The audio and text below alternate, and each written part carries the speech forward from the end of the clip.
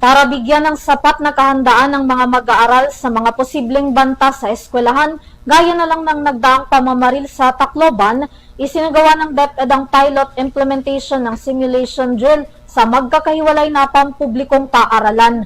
Bahagi nito ang mabilisang evacuation simulation, lockdown at synchronized lookout na magagamit sa iba't ibang emergencies. May karagdagang balita si Jillian Ejercito.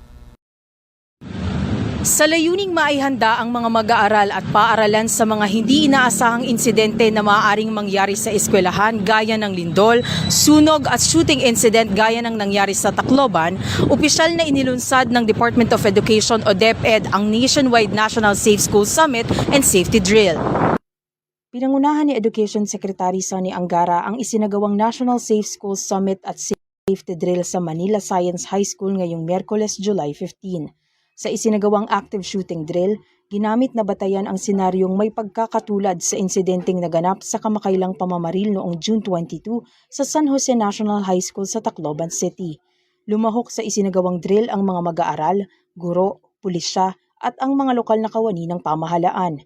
Kasabay nito, nagkaroon din ng breakout session tungkol sa Psychological First Aid o PFA, Learners' Rights and Protection o LRP, cyber-related concerns, ESMLE policy at Adopt a School at Special Education Fund. Ayon naman kay Education Secretary Sonny Angara, magiging mandatoryo at regular na ang pagsasagawa ng nasabing drill sa lahat ng eskwelahan sa buong bansa. Dagdag pa ng DepEd, layon nitong subukin ang mga emergency response protocol at paigtingin ang seguridad sa loob ng mga eskwelahan.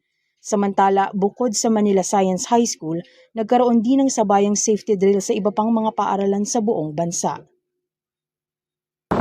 Para sa URTV News, ako si Jillian Ejercito, sumasaludo sa bawat Pilipino.